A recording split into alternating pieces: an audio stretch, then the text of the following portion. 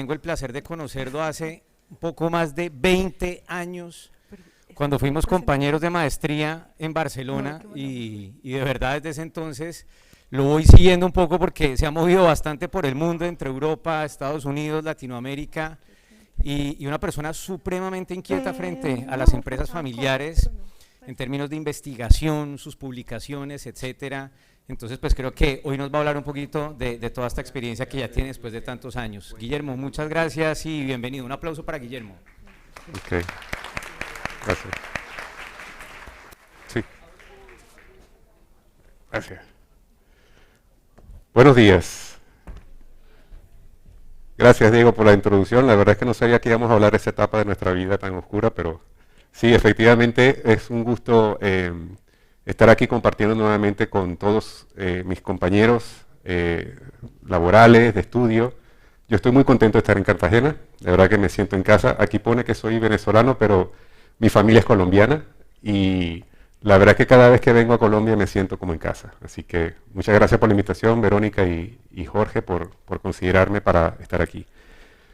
Bueno, hoy les quiero presentar una serie de reflexiones que de alguna forma me llevaron a la conclusión de que creo que en el fondo de lo que se trata todo esto de la empresa familiar es de construir puentes. ¿Puentes entre quiénes?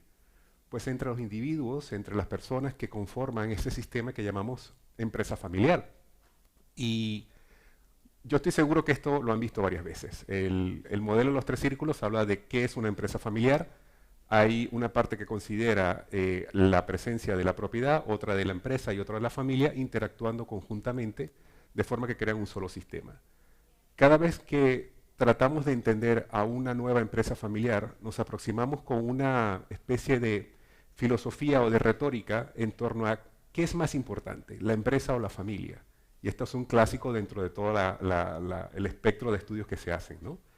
Y pues hay familias que dicen, de acuerdo a nuestra forma de ver y nuestros principios, la empresa es más importante que la familia. Y esto lo vemos mucho en familias empresarias de Europa, de los Estados Unidos y una mezcla de aquí de Latinoamérica. Pero hay otras familias empresarias que dicen, no, no, no, para nosotros pesa más la familia que la empresa. Y se ve mucho en empresas de la India, de Asia, donde prácticamente crean la empresa es para generar empleo para la familia. Tú le dices a un indio, no puedes crear un cargo para un familiar y te dicen, no, no, no, eso es totalmente incompatible con nuestra cultura. Y curiosamente existe un grupo de empresas familiares o familias empresarias, mucho aquí en Latinoamérica, que tienen una especie de danza interesante o de equilibrio entre las dos prioridades. A veces un poco más de empresa, a veces un poco más de familia. Depende, explícanos qué necesitamos. Y lo que generalmente tratamos de establecer desde un primer encuentro con una familia es responder la gran pregunta. Independientemente de si prefieres más empresa o familia, ¿realmente deseamos seguir juntos? Esa es la gran pregunta que se tienen que hacer. ¿Y por qué? Porque hoy en día los individuos, por un tema de coyuntura sociocultural, están siendo más relevantes que el colectivo. Hoy en día la capacidad y la potencialidad que tenemos de desarrollarnos como individuo están pesando más en algunas ocasiones que el hecho de pertenecer a una familia empresaria. Y por eso lo que quiero explicar hoy aquí tiene que ver con eso, de cómo los individuos podemos aprender a tender puentes en pos de un proyecto común. Y ese proyecto común yo les propongo que sea el ejercicio del famoso protocolo familiar. ¿Cómo creamos un protocolo familiar para darle a ese sentido colectivo un propósito? Ya lo decía Andrew Kidd, el ponente que estaba esta mañana, que realmente aquí en Latinoamérica le damos mucho peso al protocolo. Sí, es muy cierto. Tenemos un tipo de cultura que se enfoca mucho en una serie de normas que se establecen en un documento. Pero lo que hemos descubierto con el tiempo es que la mejor manera de crear un proyecto de este tipo es pasando por dos pasos previos que nos generan las condiciones adecuadas para eso. Entonces, suponiendo que decimos que sí, queremos seguir juntos. Y créanme que el 95% de la gente dice sí, queremos seguir juntos, no hay ningún problema, venga. Nos vamos a meter en ese compromiso. ¿Cómo empezamos a construir una relación a la que llamamos un puente? Pues lo más importante es que tenemos que aprender a mejorar la comunicación. Todos los seres humanos somos, por naturaleza, seres de comunicación. Todos los miembros de familias empresarias tenemos que ser expertos en comunicación. Es prácticamente nuestra obligación. Y para ello tenemos una serie de herramientas con las que habitualmente nos aproximamos y en las que pues, hemos encontrado que, siendo la comunicación un valor pragmática, hay cosas que se pueden aprender. Pero la mayoría de las lecciones están en los axiomas de la comunicación, que es una idea que estableció el siglo pasado y que dice básicamente que hay unas normas de cómo nos comunicamos. Yo les voy a presentar 3 normas que son, digamos, las básicas para poder empezar a comprender mejor a los otros miembros de nuestra empresa familiar. Y el primero es que es imposible no comunicarse. ¿Qué significa esto? Que a pesar de que yo esté en silencio, estoy enviando siempre un mensaje. A pesar de que unos hermanos en una familia empresaria hayan decidido no comunicarse, no enviarse mensajes, no hablar entre ellos, cada vez que uno entra en la oficina y el otro está en su escritorio y no le dice nada, pues está enviando un mensaje importante. Cada vez que nosotros pretendemos que no queremos hablar, estamos gritando un mensaje que el otro está percibiendo. Y es porque de esa manera nos comunicamos los seres humanos. El segundo axioma es que existen 2 formas de lenguaje, el digital y el analógico. El digital es el paquete de mensajes que enviamos de una manera limpia. Papá, yo quiero entrar a trabajar en la empresa familiar. Eso se lo mando en un email y él lo recibe. Eso es lo que digamos lenguaje digital, porque se puede entender de forma pura. Pero si yo digo, papá, quiero trabajar en la empresa familiar, ahí hay un lenguaje analógico que mi cuerpo, ese lenguaje corporal, pues está diciendo de otra manera. Y siempre estamos mandando el mensaje en 2 vías. Por ejemplo, yo les pregunto, esta pareja que aparece en esta foto, ¿qué tipo de situación creen ustedes que está viviendo?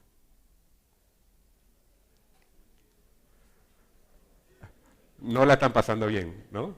Hay una situación de conflicto, incómoda, están aburridos, están peleados, no lo sabemos. Pero sí sabemos que hay un problema. Y eso lo sabemos por el lenguaje corporal. El lenguaje corporal domina el 85% del mensaje que estamos enviando. Y lo que es peor, el lenguaje corporal no lo podemos controlar. Sí podemos controlarlo durante unos pocos segundos, pero después nos olvidamos de ese control. Y cada vez que interactuamos, hay que hacerle más caso al lenguaje corporal que al lenguaje digital. El lenguaje digital es fácilmente manipulable, pero el mensaje que queremos enviar tiene que estar condicionado a que haya una coherencia entre uno y otro si realmente queremos transmitir un mensaje. El tercer axioma tiene que ver con los sesgos y preferencias. No todo el mundo ve la misma realidad a pesar de estar mirando exactamente la misma cosa. Todos tenemos una preferencia por nuestras condiciones, por nuestro metabolismo, por nuestra cultura, que nos hace que una misma situación sea entendida de una manera particular. Por ejemplo, aquí hay una fotografía de una señora mayor o de una señora joven. ¿Quién ve a la joven en esta fotografía? ¿Quién ve a la señora mayor?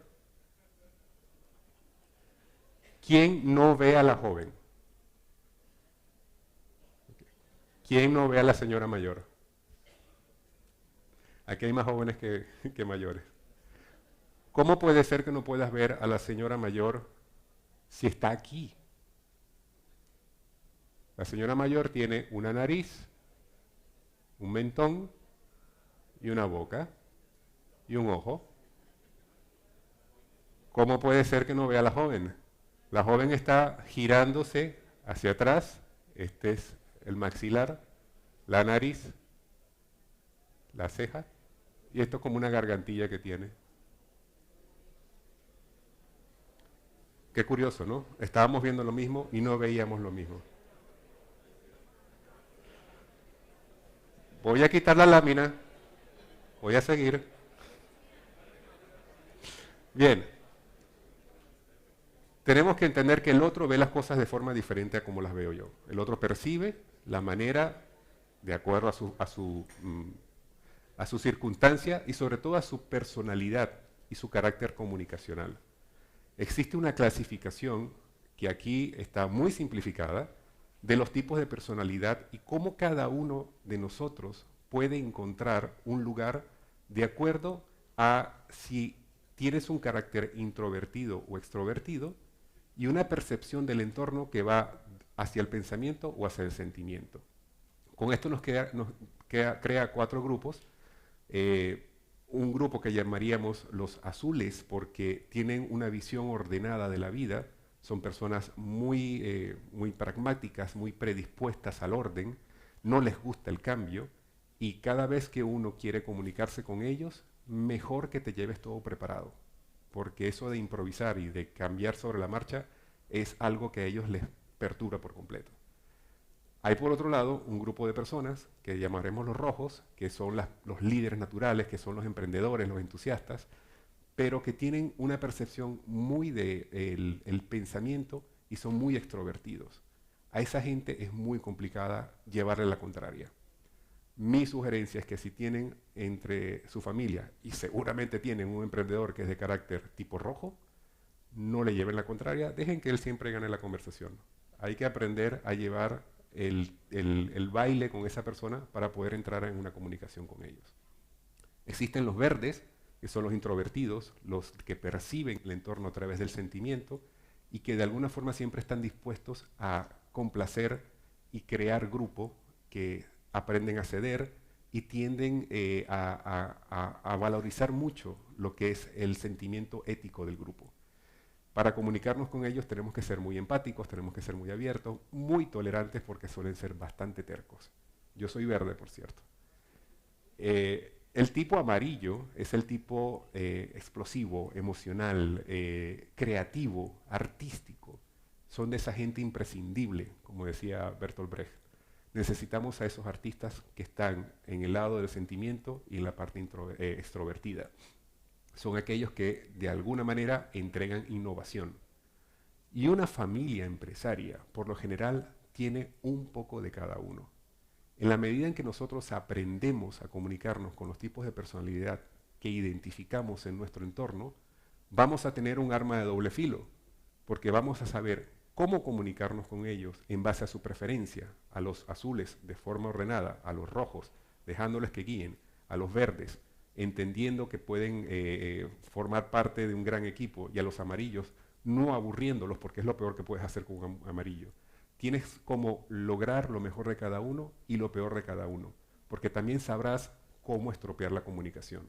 Entonces, una vez que uno identifica eso dentro de su grupo, puedes perfectamente elevar la calidad y la eficacia de la comunicación. Así que, de alguna manera, esa es la base de cualquier trabajo que podríamos hacer para empezar a atender las bases de esos puentes de comunicación. El segundo punto para poder avanzar en este tema de construir conjuntamente es definir el propósito, que de eso también habló bastante Andrew esta mañana, Manuel también lo mencionó en su ponencia. Cuando hablemos de definir el propósito, tenemos que partir de un concepto que son los valores. Los valores son esas palabras que de alguna forma resumen una serie de secuencias y algoritmos que tenemos de toma de decisiones y lo meten en una sola palabra. Y decimos, nosotros creemos en esto. En una empresa familiar tenemos valores pragmáticos, valores éticos y valores emocionales de acuerdo al círculo al que nos estamos refiriendo. Hay toda una lista de valores con las que generalmente trabajamos, donde identificamos en una familia aquellos que tienen que ver con la parte emocional, la alegría, el amor, la continuidad, la creatividad, equilibrio trabajo-vida. Hay una parte que son los valores pragmáticos, los valores prácticos, el aprendizaje, la comunicación misma, la eficacia, la efectividad, la productividad. Y por otro lado están los valores emocionales, los éticos, los empresariales, aquellos que tienen que ver el compromiso con el proyecto empresarial, la equidad, la felicidad, la honestidad, la igualdad. Todo esto se combina y de alguna manera podemos extraer también una cosa que llamamos los metavalores, que son la confianza, la coherencia, el diálogo y la dignidad, y podemos ver en una familia cuáles de estos valores queremos preservar, con los cuales nos identificamos, y cuáles en un futuro nos gustaría que mejorasen. Aquellos que decimos, mira, hoy no estamos muy bien en comunicación, pero, por ejemplo, dentro de unos años nos gustaría estar mejor. Y esos valores identificados, a los que queremos preservar, los llamamos valores a custodiar, y a los que queremos mejorar, pues los llamamos valores a trabajar. Y con esto tenemos una base para empezar a trabajar nuestra propia identidad a través de descubrir nuestra historia. Descubrir nuestra historia significa navegar por todos esos hechos, hitos, mitos, situaciones, lugares, objetos que han creado una narrativa común. Y una narrativa común implica el reunirnos, contar y recontar historias, ponerlas en orden, establecer un esquema en el cual nos identifiquemos y a través del cual conectemos con todas esas cosas que nos integran y nos crean esa identidad colectiva. Una vez que uno tiene una identidad, una vez que uno se siente en casa, como cuando alguien llega a Cartagena, cuando alguien sabe que de alguna manera esto siempre ha sido parte de ti, entonces tú puedes decir, compartimos una historia. Y una historia tiene muchas formas de recogerse, tiene muchas formas de compilarse. Uno de los ejercicios que casi siempre funciona muy bien es crear el escudo familiar, que es un emblema en el cual en cada uno de los blasones pues ponemos aquellas anécdotas o imágenes o valores con los cuales nos identificamos y creemos que es parte importante tanto de la empresa como de la familia. Por ejemplo, este fue uno que hice yo en un ejercicio con mi familia en el cual pues decíamos, yo vengo de Maracaibo, ahí pues el cocotero es una de las plantas donde identificamos mucho de nuestra región y decíamos, bueno, somos constructores, vengo de una familia empresaria constructora donde le damos mucho valor al trabajo, al esfuerzo, a la unión y al conocimiento. Y por otro lado vengo de una familia que está muy arraigada con la relación del entorno, muy católica, muy unida. Y estos son los valores con los que nosotros creemos que podemos crear esa identidad. Y gracias a esto, pues tenemos ya un esquema en el cual decimos, bueno, sabemos de dónde venimos, por qué somos como somos, pero la pregunta que viene a continuación es, ¿cómo le damos continuidad a esa historia? ¿Hacia dónde queremos llegar? ¿Cuál es esa visión? ¿Cuál es ese sueño compartido? Donde los individuos están apuntando a un mismo lugar. Y para crear un sueño compartido, pues tenemos que echar imágenes, tenemos que poner a trabajar el cerebro, tenemos que poner a trabajar el corazón y poner a trabajar las manos. Ser creativos en crear objetos que describan eso que es tan difícil de explicar con palabras. Porque para aterrizarlo con palabras, un sueño que consta de imágenes oníricas, todas ellas, tienen que ser descritas de otra forma. Y lo hemos hecho de muchas maneras, hacemos collage, hacemos dibujos, hacemos esculturas, hacemos trabajos con legos para que una familia pueda expresar qué es lo que está buscando. Estos no son los legos que están afuera, por cierto.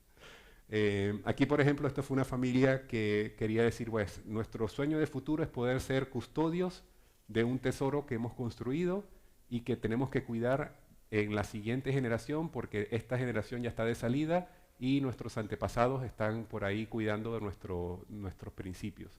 Y hay muchos peligros que acechan allá afuera, pero nuestro sueño es ser custodio. Y esto fue lo que nosotros creamos como un sueño compartido, que luego esto se traduce en un propósito que se redacta y por lo general el tipo de propósito suele construirse en base a los diferentes elementos con los que hemos venido haciendo los ejercicios. Y un propósito típico es algo como esto. Nosotros, y ponemos aquí los nombres de las personas que han participado en el sueño compartido, unidos por una historia común basada en, ponemos los valores a custodiar, deseamos construir un futuro en el que mejoremos los valores a trabajar para así alcanzar nuestro sueño compartido como empresa familiar, la cual a través de lo que nosotros hacemos como familia, productos o servicios, aportará X beneficios a la comunidad, a nuestra sociedad, a nuestro entorno, al medio ambiente. Todo esto se redacta y se crea como propósito. Y con esto ya tenemos la justificación, la respuesta del por qué queremos seguir juntos. Porque para seguir juntos necesitamos definir ese propósito. Y cualquier cosa que se decida en ese camino para llegar a ese sueño compartido tiene que ver con ser coherente con este propósito. Por eso decimos que si queremos redactar un protocolo familiar, solamente tendrá sentido si esas normas que vamos a hacer están ancladas con un propósito claro. Un propósito que se ha construido en base a una historia común, a un sueño compartido, unos valores y una buena comunicación. Y es entonces cuando ya estamos listos para redactar el protocolo familiar. Con esto, pues lo que nos queda es empezar a responder grandes preguntas alrededor de dos temas básicos. El primero es la gobernanza, es decir, cómo ponemos en orden todo lo que tenemos y que controlamos. La gobernanza se trata básicamente de tres elementos: definir un consejo, dependiendo de la complejidad de la estructura familiar, empresarial, puede ser un consejo de familia, puede ser una junta directiva o pueden ser las dos cosas, pero ese conjunto de gobierno lo llamaremos consejo. ¿Cuáles son las obligaciones a las cuales cada una de las personas que quieren trabajar en este proyecto se suscriben? ¿Y cuáles son los derechos que tenemos en base a esas obligaciones? Entonces, para hablar del consejo, pues básicamente hay que definir cuáles son sus características, qué funciones tiene, cómo se articula con el resto de los órganos de gobierno, los miembros que van a integrarlo, quiénes son esas personas, quién va a ser el presidente o el director o el coordinador, cuánto tiempo va a estar en el cargo, en fin, estos son temas que tenemos que ir respondiendo que son fáciles de responder una vez que tenemos claro para qué funciona este consejo. El tema de las obligaciones pues nos amarra a definir una ética, a entender cuáles son esos comportamientos que estamos esperando de aquellas personas que se identifican con esta familia empresaria, cómo debe ser el tipo de trato dentro y fuera de la empresa familiar, comportamiento en redes sociales, el empeño de la palabra, el saberse que el estar identificado con esta familia implica el ser representante o embajador de ese apellido, etc. Luego vienen las responsabilidades, que son aquellas a las que me voy a comprometer para preservar el patrimonio y hacerlo crecer. Y al final, pues generalmente lo que hacemos es un compendio de aquellas buenas prácticas que se adaptan a la manera en que esta familia está trabajando con su patrimonio. Y buenas prácticas hay muchas, tenemos que escoger cuáles son las que más nos convienen. Finalmente, sobre los derechos, pues obviamente tenemos que hablar de los recursos a los que puedes acceder, tanto de la empresa como del patrimonio de la familia, cuál es el papel que va a jugar la familia en cuanto a los nuevos emprendimientos que son vitales para poder seguir adelante dentro de la expansión de la familia empresaria, y una que siempre es un clásico dentro de todos los protocolos, que son las políticas de empleo. ¿Quiénes son las personas que van a estar dentro de la empresa familiar? ¿Quiénes quieren estar? ¿Quiénes pueden acceder? O, mejor dicho, lo que nos está ocurriendo mucho hoy en día, ¿quiénes queremos que estén? Porque lo que sí hemos visto es que en los primeros protocolos que hacíamos hace 20 años, por lo general lo que hacíamos es que poníamos tantos requisitos que lo único que resumía todo eso es, mira, que venga con el escudo de la S y para adentro de la empresa, es todo lo que queremos. Hoy en día la cosa es al revés. Más bien necesitamos que las familias empresarias puedan invitar a las nuevas generaciones para que se integren a ese proyecto familiar. Lo que tenemos hoy en día es una muy brava competencia allá afuera de oportunidades para estos chicos tan talentosos que la verdad es que trabajar dentro de una empresa familiar, quedarme yo aquí en Cartagena toda la vida encerrado trabajando en la empresa de mi padre, mira, yo prefiero meterme en Amazon, como decía alguien aquí, y recorrer el mundo porque tengo la posibilidad y la oportunidad de hacer eso. ¿Quién puede competir contra eso? Entonces lo que realmente estamos buscando hoy en día es que esas políticas de empleo sean más de invitación que no de restricción para entrar en la empresa familiar. Y la segunda parte de un protocolo familiar tiene que ver con la sucesión. Una vez organizado este patrimonio que estamos compartiendo, pues cómo lo vamos a transmitir a una siguiente generación. Y una sucesión pues tiene tres componentes básicos. Cómo vamos a transmitir la propiedad, desde el punto de vista legal, cómo se hace esa transferencia de acciones o de activos que tenemos acá.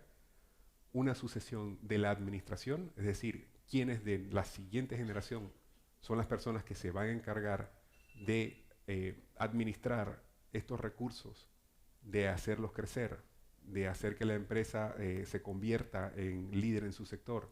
¿Quiénes van a ser esos líderes que estamos buscando para poder hacer que esa administración se haga de forma adecuada? Y finalmente, la sucesión en el liderazgo. ¿Quiénes van a ser los miembros de las siguientes generaciones que van a tomar el relevo de ese ímpetu, de esa fuerza, de esa manera de entender cómo se hace negocio dentro de una empresa familiar? Y eso se hace generalmente a través de los órganos de gobierno. Cómo incorporamos esas nuevas generaciones a la toma de decisiones y quiénes de los que están aquí son capaces de crear esos nuevos equipos para llevar la empresa familiar adelante. Así que, en resumidas cuentas, un protocolo familiar es un proyecto que tendrá una base suficiente para que funcione como puente entre los individuos de una empresa familiar, si al menos desde nuestra experiencia vemos que podemos cumplir estos tres pasos: mejorar la comunicación, definir el propósito y finalmente sentarnos a redactar las normas del protocolo familiar.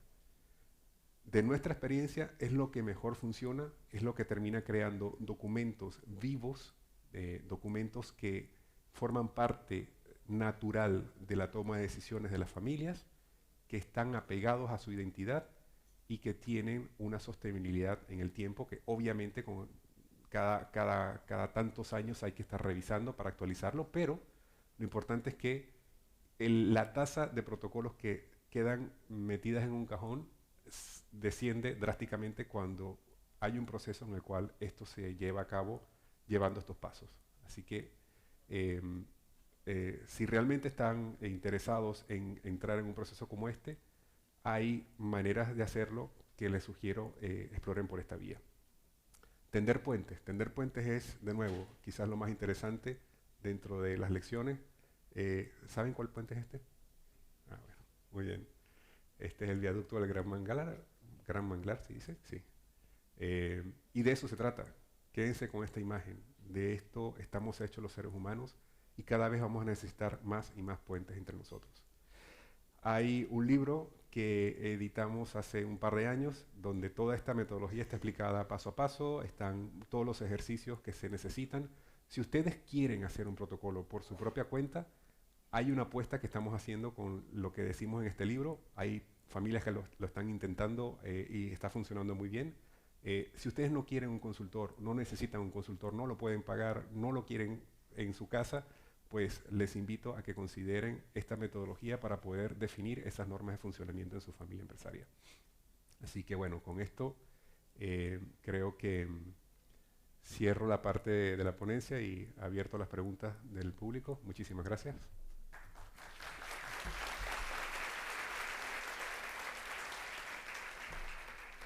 Bueno, preguntas para Guillermo, acá.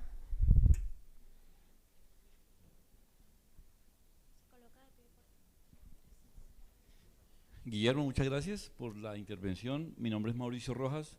Hola, Tengo Mauricio. una pregunta en particular sobre la parte del gobierno corporativo o gobernanza, Sí. como la llamas tú. Sí. Yo personalmente conozco muy pocas compañías familiares que lo tienen de forma real, formal. ¿Qué cabida tiene en esos gobiernos corporativos terceras personas que no hagan parte de la familia? Esa sería una pregunta de sí o no, si tienen cabida o no. Y si la tienen, ¿qué tipo de calidades deben tener? Y si ese tipo de personas deben tener algún tipo de remuneración o salario. Muy bien, Mauricio. Yo les explicaba que la aproximación al concepto de gobernanza debería partir de entender qué tan complejos somos como sistema y a partir de ahí decidir si el consejo es un solo consejo o podemos crear diferentes órganos que tengan atribuciones y funciones que cubran diferentes flancos de la empresa. Un gobierno corporativo, por lo general en una empresa familiar, debería considerar tanto la empresa como la familia. Cuando hablamos de gobierno corporativo en la empresa, por lo general hablamos de la figura de la junta directiva. Y una junta directiva no es más que un punto de equilibrio entre la propiedad de la empresa y el funcionamiento de la empresa a través de su tren ejecutivo. Eso es lo que hace una junta directiva. Equilibra los intereses de los propietarios con los intereses de la empresa. Si los propietarios quieren ganar mucho dividendo, pues la junta directiva tiene que decidir si la empresa está en capacidad de otorgar eso sin afectar el funcionamiento de la empresa. Si uno tiene una junta directiva que cumple esta función, es muy probable que dentro de la propia familia no tengamos todo el talento necesario para tomar esas decisiones.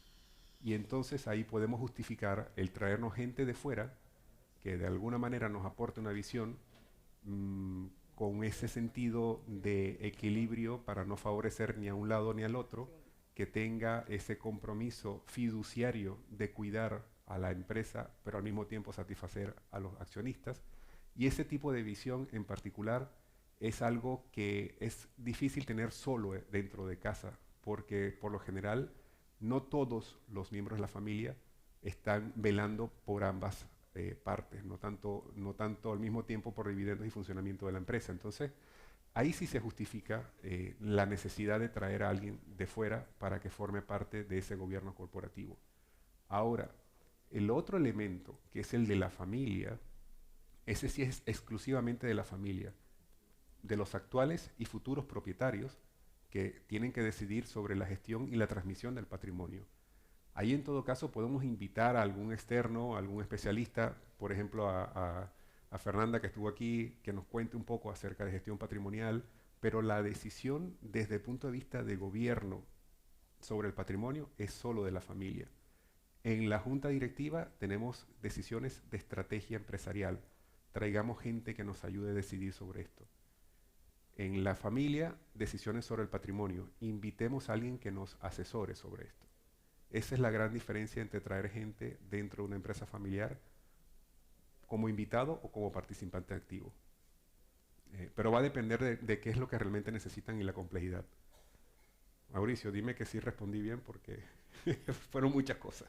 Bueno, ¿alguna otra pregunta para Guillermo? Acá, por acá hay una pregunta.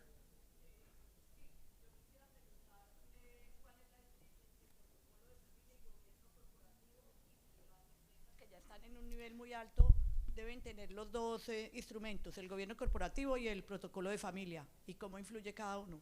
Sí. ¿Cuál es la diferencia entre gobierno corporativo y protocolo de familia y si las empresas que están en un alto nivel deberían tener eso y cómo influye? Muy bien. Los dos, si deberían de tener el protocolo y el gobierno corporativo. Sí. O solamente con uno basta. Su nombre, disculpe. Marta Osa de Pereira. Marta. Ok, gracias Marta. Bueno, tengo una revelación que hacer. El gobierno corporativo y el protocolo ya existen en cualquier familia empresaria.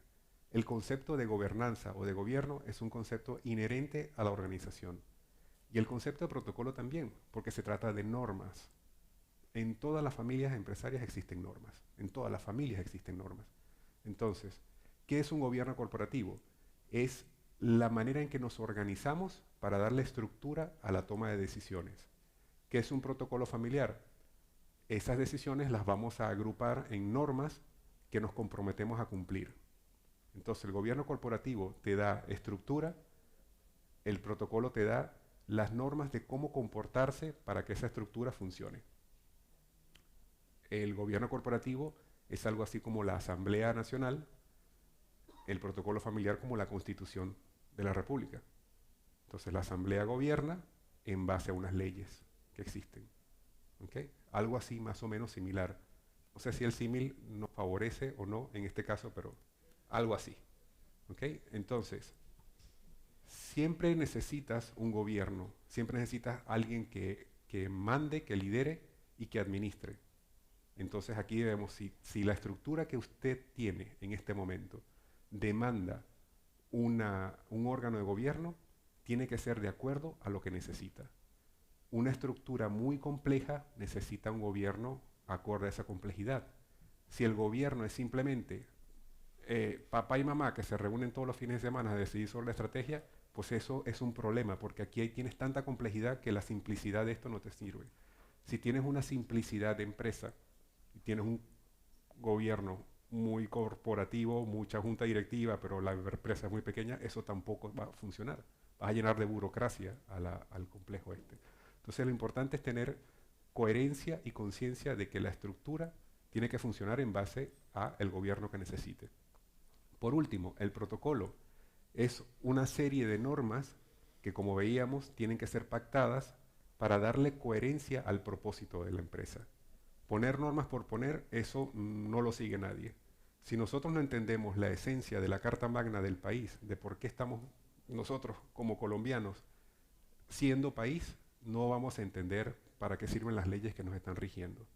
Una norma tiene sentido cuando es coherente con el sueño compartido, cuando ese propósito justifica cualquier toma de decisiones. Entonces, para tener gobierno corporativo, no hace falta escribir el protocolo, porque ya esas normas existen. Ahora, si lo redactas, le vas a dar más fuerza, le vas a entregar un designio claro a las personas que están acá y vas a poderle reforzar el concepto de propósito a la empresa familiar. ¿Más o menos? Creo que tenemos allá una última pregunta. Buenos días, Gloria Castaño, Rosel Bedford, Medellín. A ver, yo tengo una consulta, pues parecido pues a lo que están hablando, pero es como una inquietud. Cuando asistimos a las juntas directivas de las empresas, y en esas juntas directivas existen muchachos pues de la segunda o tercera generación, uno no los ve muy participativos, con mucho conocimiento, porque muchos están terminando la universidad, en fin.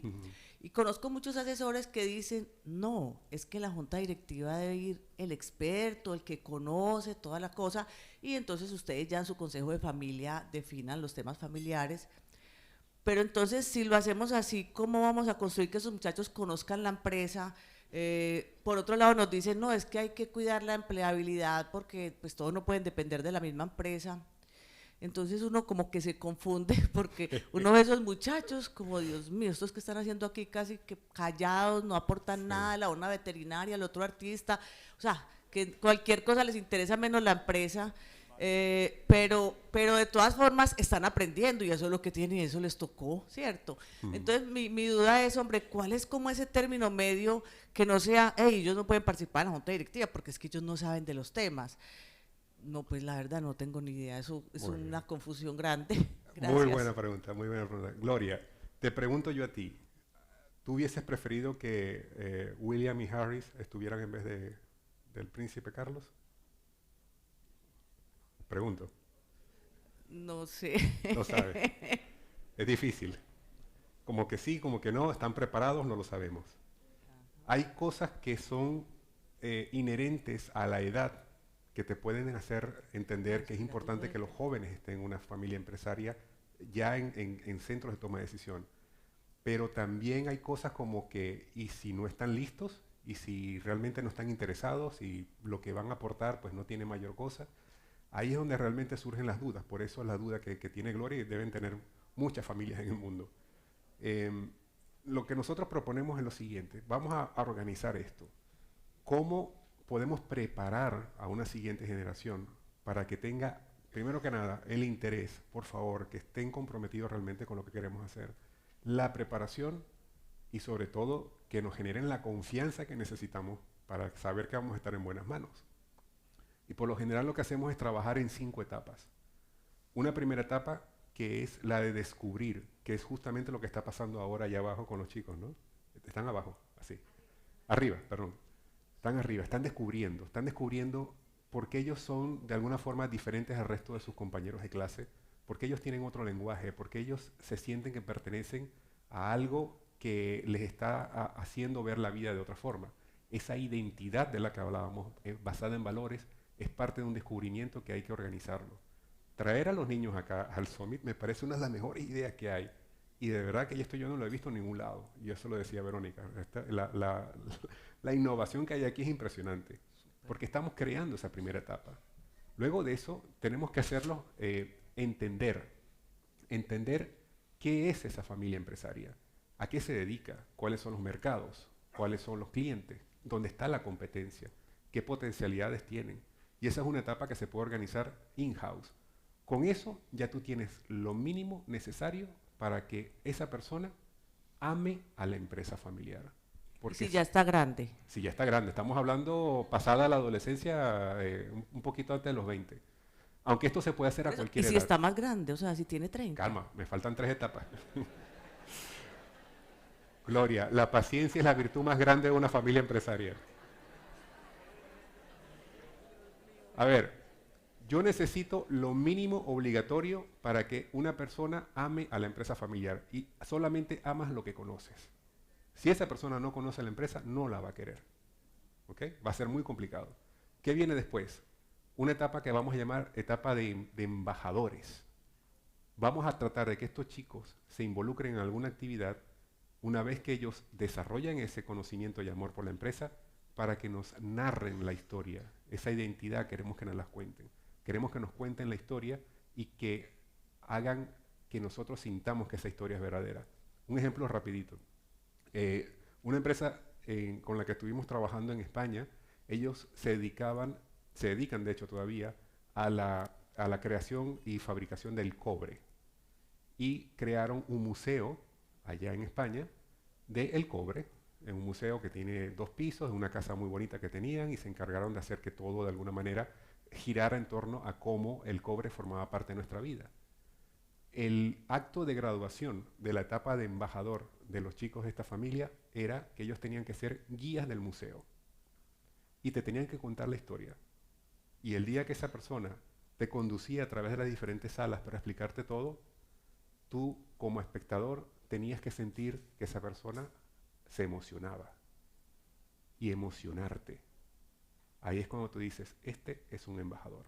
Ya tengo un chico que está dentro del juego y que es capaz de dar mucho por acá, por lo que tenemos. ¿Qué viene después? Esto te estoy hablando entre 20 y 25 años. Entre los 25 y los 30 podemos empezarlos a invitar a aportar, a colaborar en diferentes proyectos sin ningún compromiso de un cargo en particular, pero pueden estar dentro de comités de toma de decisiones, pueden estar participando en proyectos particulares o en zonas específicas donde ellos están entregando parte de lo que conocen a la estructura que ya existe. Y esa etapa de aportación tiene que ser totalmente voluntaria, aquí no podemos obligar a nadie, pero es una etapa de preparación para la última etapa, que es la etapa de gobernar, porque gobernar implica el máximo compromiso. Y cuando tú hablas de etapas de gobernar, significa que tienes que equipararte a las exigencias de cualquier miembro de junta directiva. Es decir, vas a entrar ahí no porque eres hijo de, vas a entrar ahí porque has resuelto muchas de las incógnitas de tu relación y tu vínculo con el patrimonio y que de paso tienes la capacidad profesional para estar acá. Y esa es la última etapa. Eso es lo que queremos. ¿Qué vas a tener con eso? Juntas directivas, con miembros de familia que están comprometidos, enamorados del proyecto y realmente con un alto nivel de profesionalidad. Es una manera de hacerlo que nos está funcionando muy bien. Y las diferentes etapas pues pueden ser más o menos en esas edades que estamos hablando. Pero una vez que tú tienes eso, ahí te quiero ver quién te va a batir el cobre, como decimos allá en Venezuela. Bueno, Guillermo, muchísimas gracias por acompañarnos en este evento. De nuevo, los que quieran preguntarle después a Guillermo, lo pueden abordar. Gracias. Bueno, y vamos a pasar a nuestra última conferencia de la mañana. Después tenemos el receso para nuestro almuerzo. Y viene una conferencia tremendamente interesante. Voy a presentar a las personas que nos van a acompañar, que son Luz Clemente.